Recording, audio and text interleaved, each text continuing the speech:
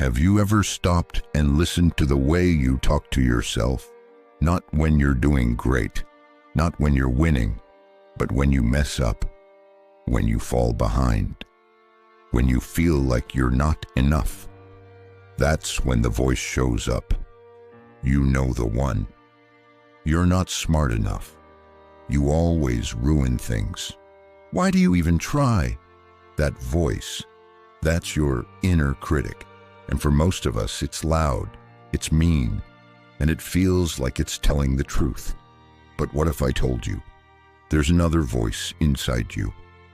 One that most people have ignored their entire lives. A voice that doesn't tear you down, but builds you up. That doesn't shame you, but guides you. That voice is your inner coach. And right now, your future depends on which of those two voices you listen to.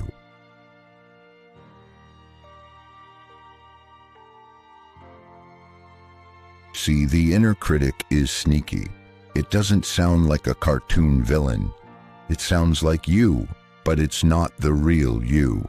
It's a collection of fears, past wounds, rejection, perfectionism, trauma, insecurity, all pretending to protect you.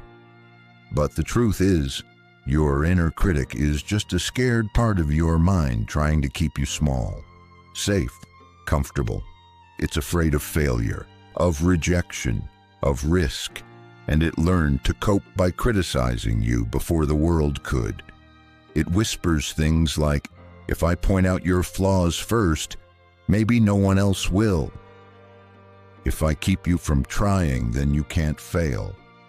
If I keep you inside the lines, no one will laugh at you. But here's the twist. It doesn't protect you. It paralyzes you. And if you don't challenge it, that critic becomes the default setting of your mind. The background noise that runs your life. Silently, relentlessly. Think about this. How many dreams have you given up on? How many opportunities have you walked away from? How many times have you held back your voice? Just because that inner critic told you not to even try. Now picture this, a version of you who shows up for yourself. A voice that says you're allowed to mess up and still move forward. A mindset that asks, what can I learn from this, instead of why do I always fail? That's not fantasy. That's your inner coach, the voice of resilience, growth, and real confidence. It's in you. It's always been in you. It's just been buried. Now let's bring it to life. Let's look at how these two voices operate in real time. Imagine this. You walk into a job interview. You're nervous. Your palms are sweating. Your heart's pounding. The critic says, you're not qualified. You're going to stutter. Why did you even apply? And what happens? You shrink. You lose presence. You forget your words. You confirm the fear. Now picture the coach.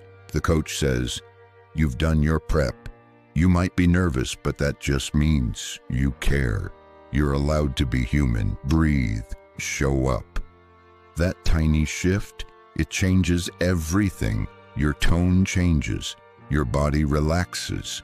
You show up with clarity, and suddenly, you perform better. That's the power of inner dialogue. And this isn't just motivational fluff, it's neuroscience. There's a concept called self-directed neuroplasticity. It means your thoughts don't just reflect your brain, they reshape it. When you repeatedly engage in critical self-talk, your brain literally builds and strengthens neural pathways that support fear, shame, and avoidance. But when you consciously redirect your thoughts with compassion, logic, and constructive self-talk, your brain starts to wire for courage, adaptability, and self-belief. You are training your mind every day, whether you know it or not. So let me ask you, what are you training your mind to believe about you? Let's go even deeper. Have you ever noticed how a great coach talks to their team? They don't ignore mistakes, they call them out. But they do it to teach, not to punish. They say, "You missed that one. Here's how we fix it. Let's go again. You've got this. Look at how far you've come. Keep going." That's what your inner coach needs to sound like. And if you've never had someone speak to you like that before, then you need to become that voice for yourself. And before you say, "That's just not who I am," let me stop you right there. No one is born with a loud inner coach. We all start with survival wiring, the critic, but the coach, that's a skill, a choice, a habit. And like any skill, it gets stronger the more you use it. Let me give you a practical strategy. First, start catching the critic. Set a mental trap. Whenever you feel anxious, stuck, or down, pause. Ask, "What am I saying to myself right now?" Write it down if you can. Make it visible. You might be shocked to see just how cruel that voice can be. Second, neutralize it with evidence. If the critic says, "You always screw up," ask yourself, is that really true? Always. Think of even one time you succeeded, one time you got back up. The critic works in absolutes. You break its power with facts. Third, respond with your coach voice, not fake positivity, real grounded talk. Try this. "Okay, that was a rough conversation, but I handled it better than last time. I'm growing one step at a time." Or, "Yeah, I'm scared to start this, but fear doesn't mean I shouldn't do it. It means it matters."